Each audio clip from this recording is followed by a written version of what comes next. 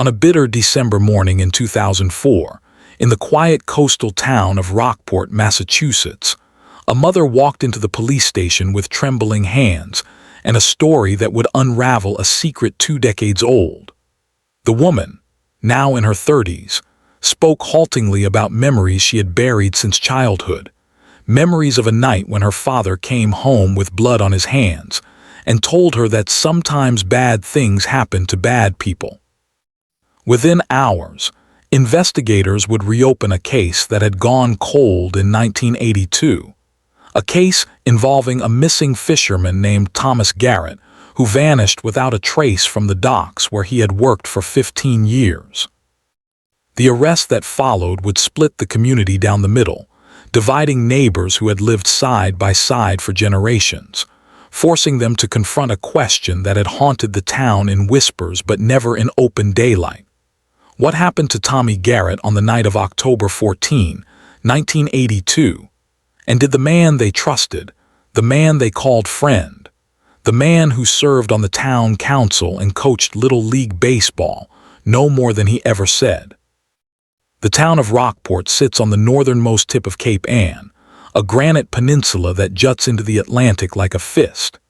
In 1982, it was a working town, not yet fully transformed by the summer tourists and weekend artists who would later fill its narrow streets and colonial-era cottages. The fishing fleet still mattered then. Men still left before dawn to haul lobster traps and drag nets across George's Bank, returning with calloused hands and salt-crusted jackets. The smell of diesel fuel and fish guts hung over Bearskin Neck, the small peninsula where the fishing boats tied up, where the bait shack stood in weathered rows, where men gathered in the early morning darkness to drink coffee from thermoses and complain about regulations and falling prices, and the weather that could kill you if you weren't careful. Thomas Garrett was 41 years old in October 1982. He had lived in Rockport his entire life, born in the same house on Beach Street where his father had been born, where his grandfather had lived before moving to the smaller cottage behind it. Tommy worked on the Emily Rose, a 32-foot dragger owned by a man named Walter Morrison. He had worked for Morrison for 15 years, ever since his own father's boat was lost in a storm off Stellwagen Bank. Tommy was a quiet man, the kind who spoke little but worked steadily, who could mend a net in half the time it took other men, who knew the waters off Cape Ann the way some men know their own backyards. He was married to Ellen Garrett, a teacher's aide at the elementary school. They had 2 children, a daughter, Rebecca, who was 9, and a son, Daniel, who was 6. Those who knew Tommy said he was reliable. He showed up when he said he would. He paid his debts. He didn't drink heavily, at least not compared to other fishermen who spent their shore leave in the taverns along Main Street. But in the months before he disappeared, something had changed. Ellen Garrett would later tell investigators that her husband had become distant, preoccupied. He had trouble sleeping. She would wake at 3 in the morning to find him sitting at the kitchen table, smoking cigarettes in the dark, staring at nothing. When she asked what was wrong, he would shake his head and tell her it was nothing, just work trouble, just money worries, the usual concerns that plagued every fishing family on the coast. Clear's throat. October 14, 1982 was a Thursday. The weather had been clear for 3 days, unusual for mid-October, when nor'easters often rolled in without warning. Tommy Garrett left his house at 4:30 in the morning, the way he always did. Ellen heard the truck start in the driveway, heard the rattle of the old Ford's engine fatting down Beach Street toward the harbor. She went back to sleep. The children were still sleeping. The morning was ordinary in every way that mattered. At 5:15, Tommy arrived at the dock. 3 other fishermen were already there. Walter Morrison, the boat's owner, a man named James Kelly who worked as Morrison's deckhand, and David Chen, who owned the boat tied up next to the Emily Rose. Chen would later tell police that Tommy seemed normal that morning. He nodded when Chen said hello. He carried his lunch cooler and his gear bag down the dock.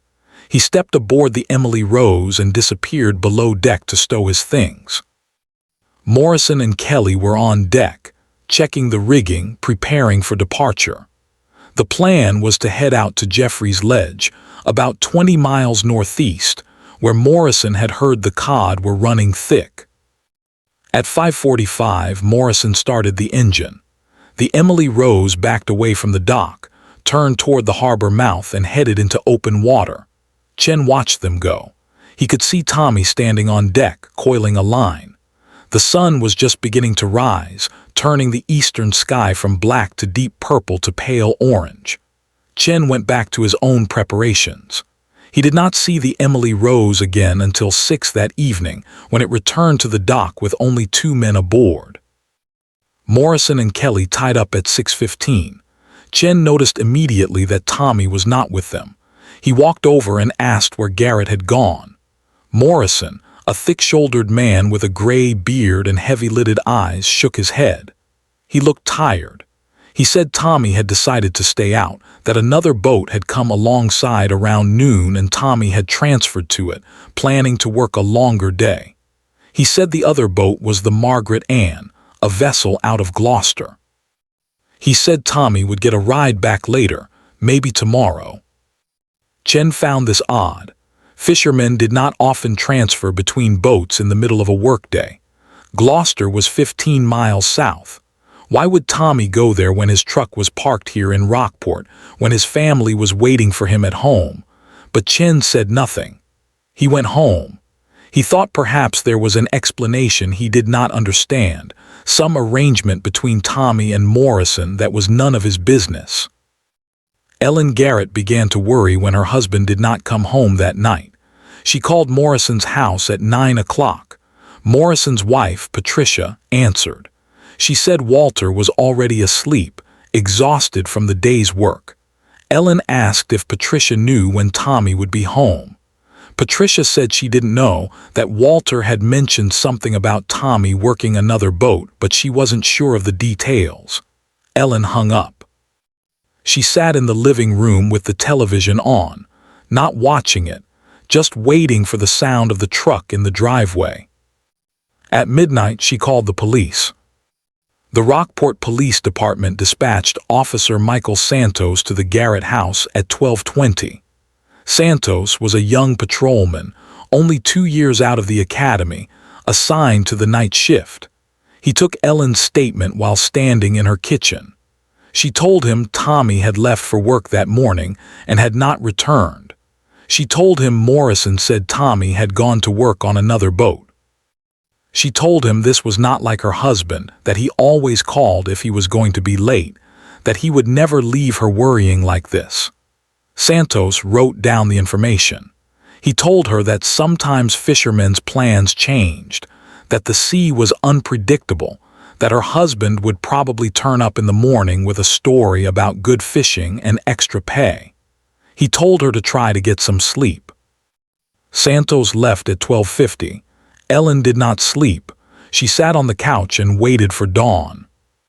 When the sun rose on October 15, Tommy Garrett had been missing for 24 hours.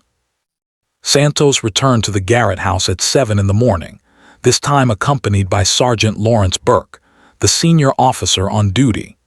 Burke had been with the Rockport police for 18 years. He knew the fishing community. He knew that fishermen sometimes disappeared, swept overboard by rogue waves or tangled in lines and dragged beneath the surface. He also knew that when a man went missing, you started asking questions immediately, before memories faded and stories hardened into official versions. Burke and Santos drove to Morrison's house on Granite Street. Morrison answered the door in a bathrobe. He looked surprised to see them. Burke asked if they could come inside. Morrison led them to the kitchen table. His wife brought coffee.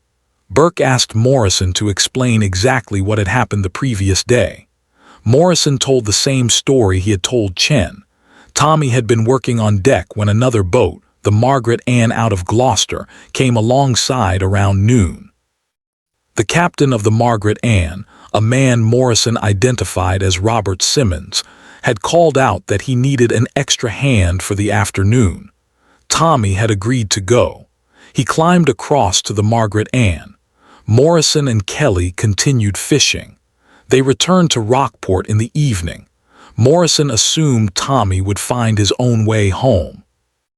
Burke asked why Tommy would agree to such an arrangement. Morrison shrugged.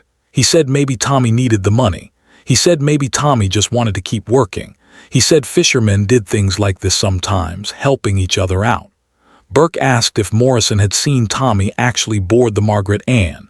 Morrison said yes, he had watched him climb across. Burke asked what time this happened. Morrison said around noon, maybe a little after. Burke asked if anyone else had witnessed the transfer. Morrison said Kelly had been there, working below deck, but he might have seen it. Burke thanked Morrison and left. He and Santos drove to the dock. They found James Kelly on his own boat, the Catherine Marie, which was tied up 3 slips down from the Emily Rose. Kelly was a thin man in his late 20s with nervous hands and a habit of looking away when he spoke. Burke asked him about the previous day. Kelly confirmed Morrison's story. He said yes, another boat had come alongside. He said yes, Tommy had transferred to it. He said yes, it was around midday. But when Burke pressed for details, what exactly had Kelly seen, what exactly had been said, Kelly became vague. He said he had been below deck for most of it. He said he had only glimpsed Tommy climbing across.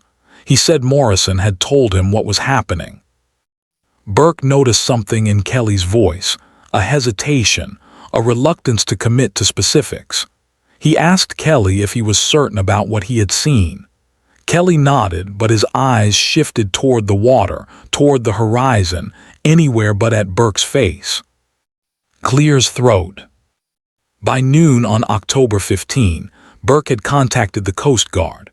A search and rescue coordinator at Coast Guard Station Gloucester confirmed that no distress calls had been received from any vessels in the area. Burke then called the harbor master in Gloucester and asked if a boat called the Margaret Ann, captained by Robert Simmons, was currently in port. The harbor master said he would check the registration records. He called back 20 minutes later. There was no boat named Margaret Ann registered out of Gloucester. There was a Robert Simmons who owned a boat called the Mary Catherine, but Simmons said he had not been fishing on October 14. He had been home sick with the flu. He had not seen Walter Morrison or Thomas Garrett. Burke drove back to Morrison's house. Morrison answered the door again, this time fully dressed. Burke told him what he had learned. Morrison's face showed no emotion. He said he must have gotten the name wrong. He said maybe it wasn't the Margaret Ann. He said maybe it was a different boat. Burke asked him to think carefully and provide the correct name. Morrison said he couldn't remember. He said there were a lot of boats out there, all of them looked similar. Burke asked if Morrison was certain Tommy had transferred to another vessel. Morrison said yes, absolutely certain. Burke asked how he could be certain of that but not certain of the boat's name. Morrison said he just was. Burke returned to the police station and called the Coast Guard again. He requested a full search of the waters between Rockport and Jeffrey's Ledge. The Coast Guard launched a helicopter and dispatched 2 patrol boats. They searched for 8 hours, covering a grid pattern that extended 30 miles in every direction from the Emily Rose's last known position. They found nothing. No debris, no life preservers, no body. Ellen Garrett organized search parties on land. Volunteers walked the beaches from Rockport to Gloucester, examining tide pools and rocky outcroppings, looking for anything that might explain her husband's disappearance. The local newspaper, the Gloucester Daily Times, ran a front-page story on October 17.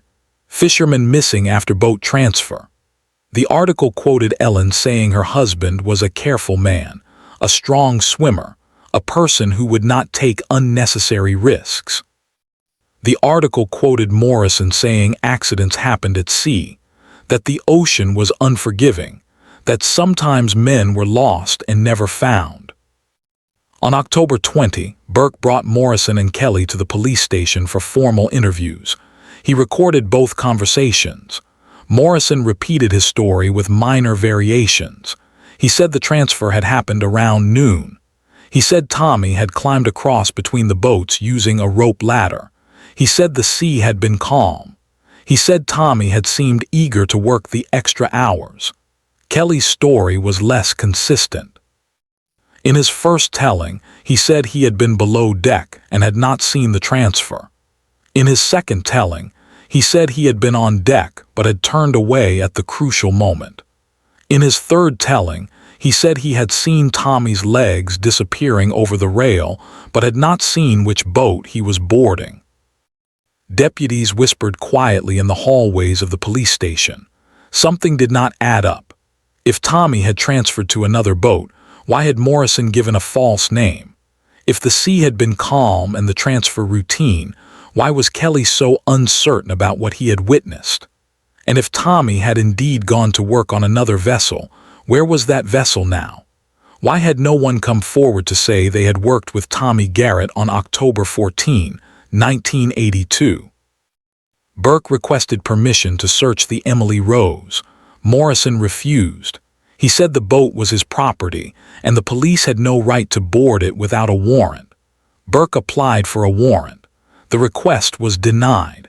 A magistrate ruled that there was insufficient evidence to justify a search. Morrison's refusal, the magistrate said, was within his rights as a boat owner. The fact that Tommy Garrett had disappeared did not automatically make Morrison a suspect. The investigation continued for another 3 weeks. Burke interviewed every fisherman who had been working the waters off Rockport on October 14. None of them had seen Tommy Garrett transfer to another boat.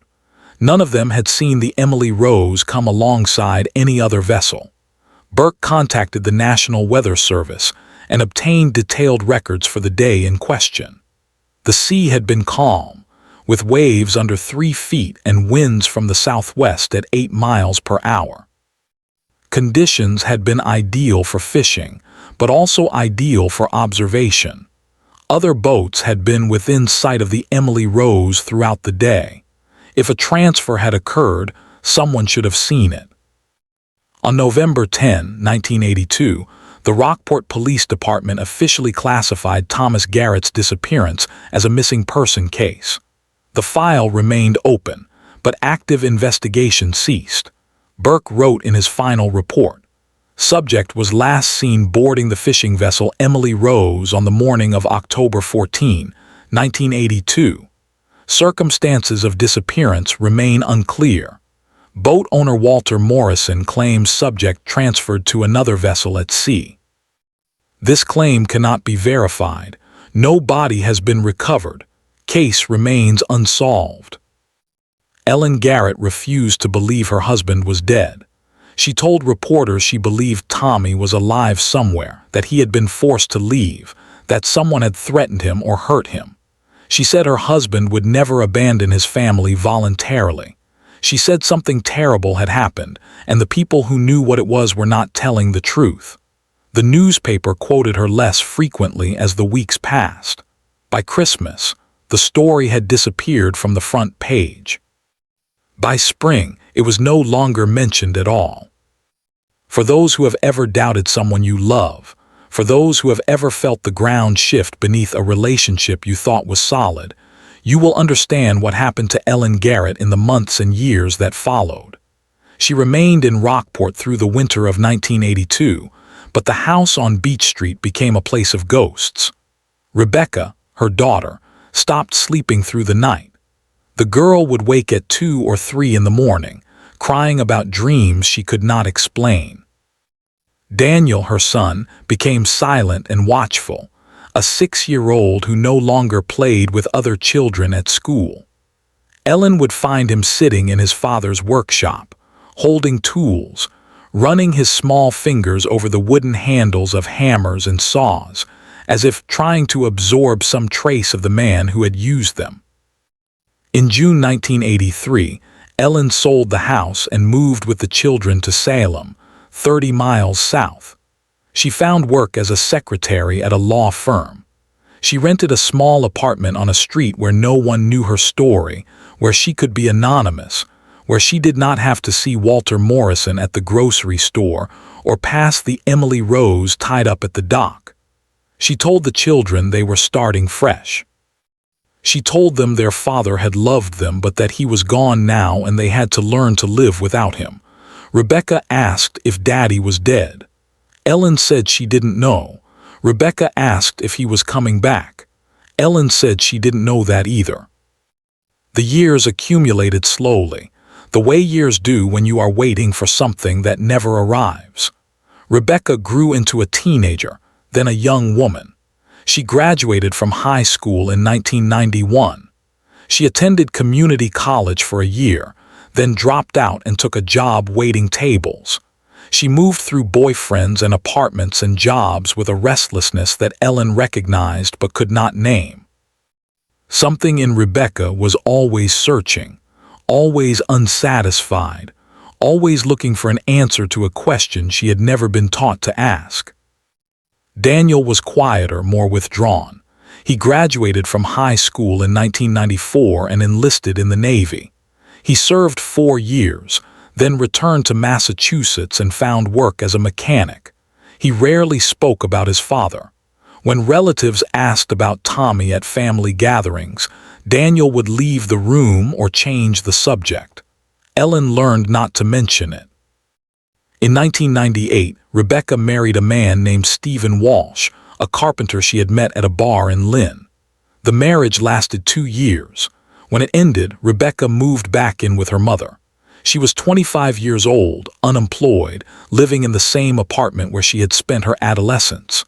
One night in the spring of 2000, Ellen found her daughter sitting on the floor of the bathroom, crying. Rebecca said she kept having dreams about the house in Rockport.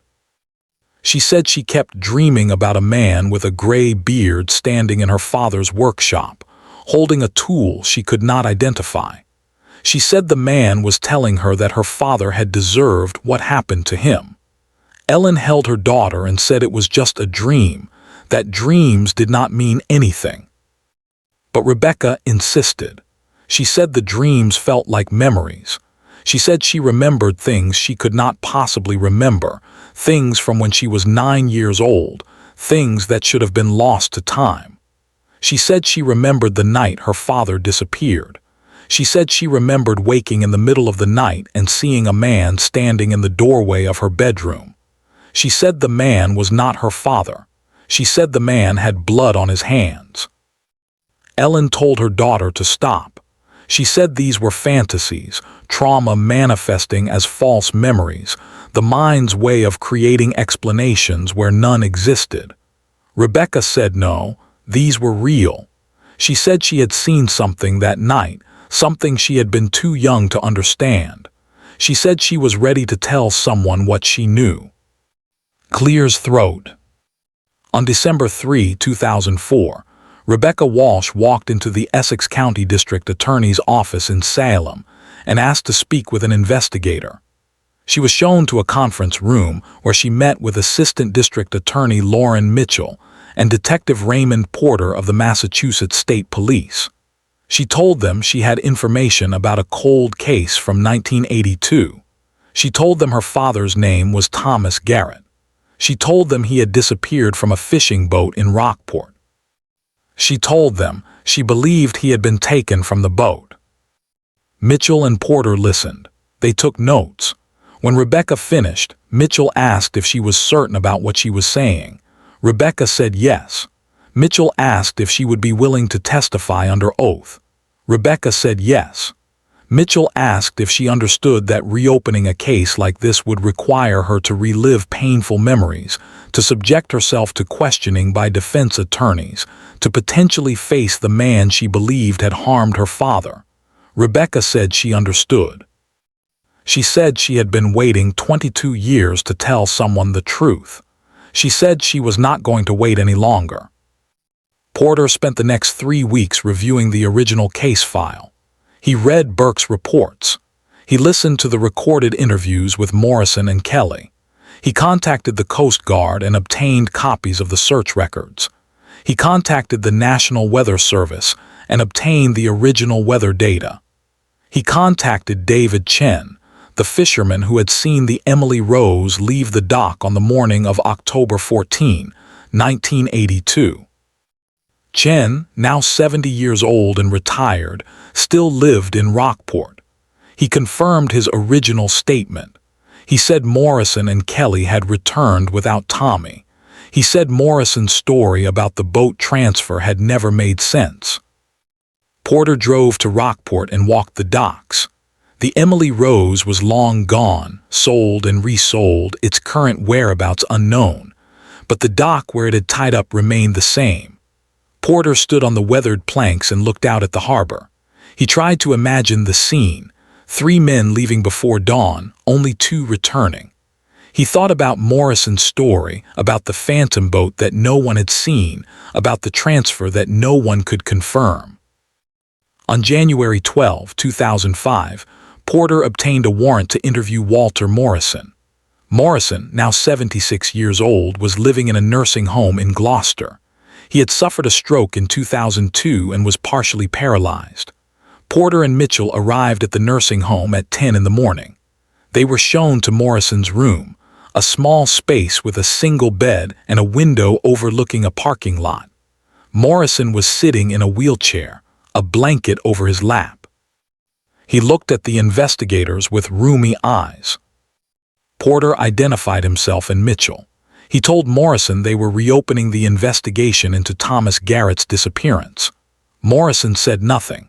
Porter asked if Morrison remembered the events of October 14, 1982. Morrison nodded slowly. Porter asked if Morrison stood by his original statement that Garrett had transferred to another boat.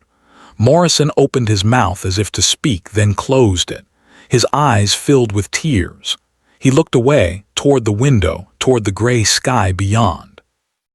Mitchell leaned forward. She said, "Mr. Morrison, did Thomas Garrett leave your boat alive?" Morrison's lips moved. The words came out as a whisper. He said, "No." Porter asked Morrison to repeat what he had said. Morrison's voice was clearer this time. He said, "Tommy didn't leave the boat. He never left the boat." Mitchell asked what happened to Thomas Garrett. Morrison closed his eyes. He said there had been an argument. He said Tommy had accused him of something. He said the argument had become physical. He said Tommy had picked up a wrench. He said he, Morrison, had defended himself. He said Tommy had hit his head on the railing. He said Tommy had gone overboard. He said the water had been deeper than he expected. He said Tommy had sunk before they could reach him. Porter asked where this happened. Morrison said about 5 miles out, past Thatcher Island. Porter asked what time it happened. Morrison said around 7 in the morning, less than an hour after they left the dock. Porter asked why Morrison had lied about the boat transfer. Morrison said he had been scared. He said he had thought no one would believe it was an accident. He said he had thought they would charge him even though Tommy had started the fight. Mitchell asked what Morrison and Garrett had argued about. Morrison hesitated. He said it was about money. He said Tommy had accused him of shorting his pay. He said Tommy had threatened to tell the other fishermen that Morrison was cheating them. Mitchell asked if that was true. Morrison said it didn't matter what was true. He said Tommy had come at him with a wrench. He said he had pushed Tommy to protect himself. He said what happened next was an accident. Porter asked about James Kelly. He asked what Kelly had seen. Morrison said Kelly had been below deck when the argument started, but he had come up when he heard shouting. He said Kelly had seen Tommy go overboard. He said Kelly had agreed to keep quiet because they both knew how it would look, 2 men on a boat and one of them suddenly gone. Porter asked if Morrison and Kelly had discussed what to say to the police. Morrison said yes. He said they had agreed on the story about the boat transfer. He said it had been his idea. Mitchell asked Morrison to put his statement in writing. Morrison said his hands didn't work well anymore, but he would sign whatever they wrote for him. Porter prepared a written statement summarizing Morrison's confession. Morrison signed it with a shaking hand. On January 15, 2005, Walter Morrison was arrested and charged with involuntary manslaughter in the death of Thomas Garrett. James Kelly, who was living in Florida, was arrested 2 days later and charged as an accessory after the fact. The arrests made front-page news in the Gloucester Daily Times and the Boston Globe. The headline in the Globe read, "Cold Case Cracked. Fisherman's Death Solved After 22 Years." The community response was divided. Some people said they had always suspected Morrison. They said he had been too calm after Tommy's disappearance, too quick with his story about the boat transfer. Others said Morrison was a good man, a respected member of the community, that whatever had happened on that boat must have been an accident, that Tommy must have provoked it somehow. People who had known both men were forced to choose sides. Families stopped speaking to each other. Old friendships dissolved. Ellen Garrett gave a statement to the press. She said she felt relief that the truth had finally come out, but also anger that it had taken so long. She said her children had grown up without a father because Morrison had been too cowardly to tell the truth. She said she hoped Morrison would spend the rest of his life in prison. Rebecca Walsh gave no statement. She avoided reporters. She returned to her mother's apartment and tried to resume the life she had been living before she walked into the district attorney's office. But something had changed. Those who knew her said she seemed lighter, as if a weight had been lifted. She had spent her entire adult life carrying the memory of that night, the memory of the man with blood on his hands standing in her doorway. Now the memory had a name and a face, and a criminal charge attached to it. The nightmare had become something concrete, something that could be addressed and prosecuted and hopefully resolved. Clear's throat. The trial began on October 3, 2005, exactly 23 years and 11 days after Thomas Garrett disappeared. It was held in Essex County Superior Court in Salem. Morrison, now 77, appeared in a wheelchair. His attorney, Michael Brennan, argued that Morrison's confession had been coerced, that the old man had been confused and frightened when he spoke to investigators, that he had said what he thought they wanted to hear. Brennan argued that there was no physical evidence linking Morrison to Garrett's death. No body, no weapon, nothing but the word of a man whose memory had been compromised by age and illness. The prosecution, led by Lauren Mitchell, presented a different narrative. Mitchell called Rebecca Walsh to the stand. Rebecca testified that on the night of October 14, 1982, she had awakened to the sound of her mother crying. She said she had gone downstairs and seen her mother on the phone. She said later that night, after her mother had gone to bed, she had heard a vehicle in the driveway. She said she had looked out her bedroom window and seen Walter Morrison standing by his truck. She said Morrison was washing his hands with a garden hose. She said she could see something dark on his hands and on his shirt. She said Morrison had looked up at her window and seen her watching him. She said he had held a finger to his lips, a gesture that told her to be silent. Brennan objected. He argued that Rebecca had been 9 years old at the time and that her memory could not be trusted. He argued that she had been influenced by her mother's suspicions, that she had reconstructed the memory based on stories she had heard over the years. Mitchell responded by presenting testimony from a child psychologist who had evaluated Rebecca.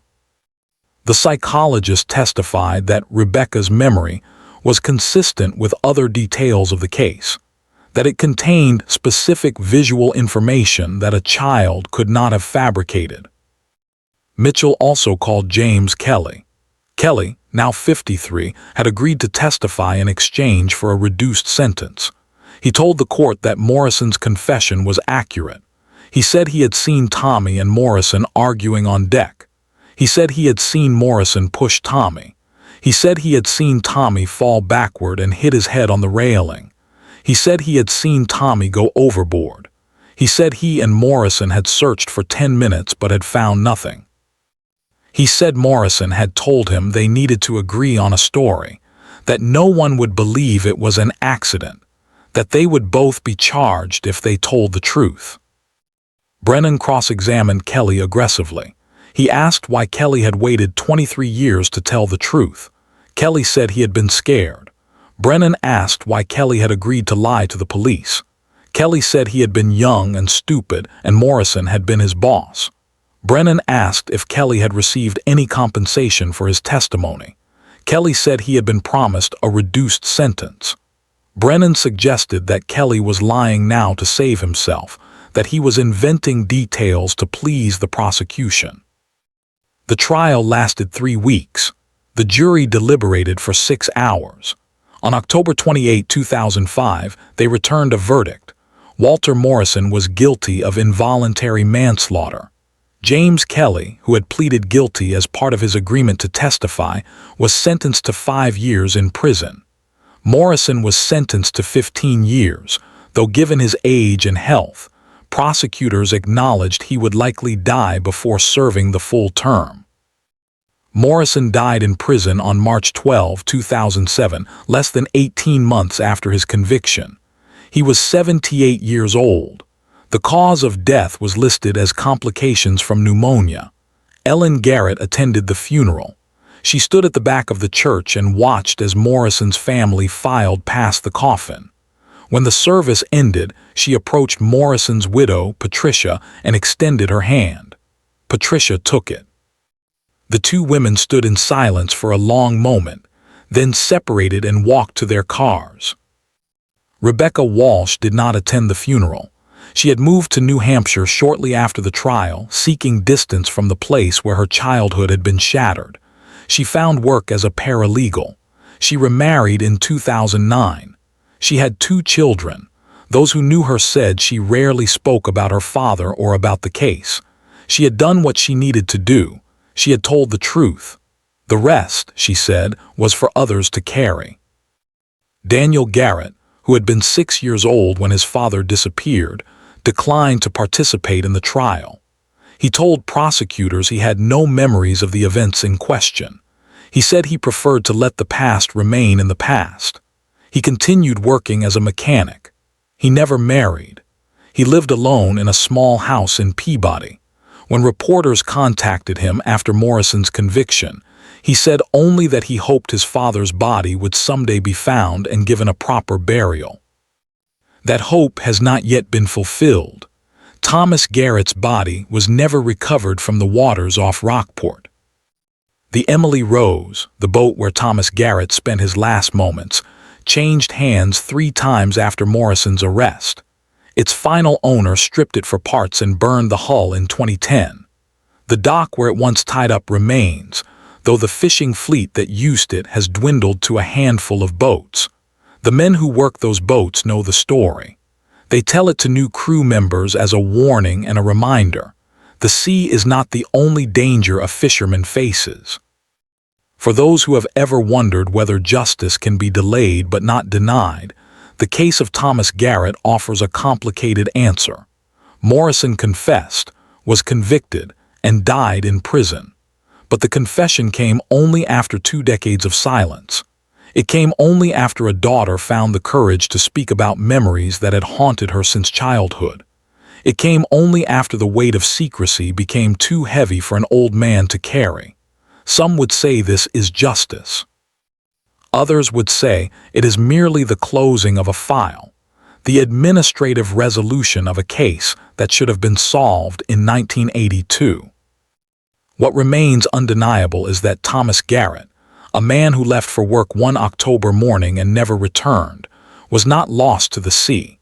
He was lost to fear and greed and the calculations of men who believed they could hide the truth. His children grew up without him. His wife lived for decades with uncertainty. The town that knew him divided into camps of believers and doubters. All of this could have been avoided if 2 men on a boat had simply told the truth.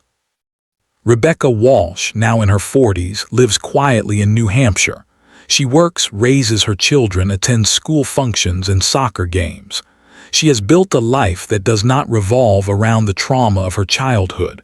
But on October 14 each year, she drives to Rockport and walks to the dock where her father once worked. She stands on the weathered planks and looks out at the water. She does not speak. She does not pray. She simply stands and remembers the man who left one morning and never came home, the man whose absence shaped her entire life, the man whose story she finally found the strength to tell. If this story mattered to you, subscribe and hit the bell. Share the episode. Someone somewhere may still be waiting to be heard. Someone somewhere is carrying a memory they are afraid to speak aloud. Someone somewhere knows the truth about a disappearance, a crime, a death that has never been explained. Your voice might be the one that breaks the silence. Your courage might be the one that brings justice. Remember Thomas Garrett. Remember that truth delayed is not truth denied.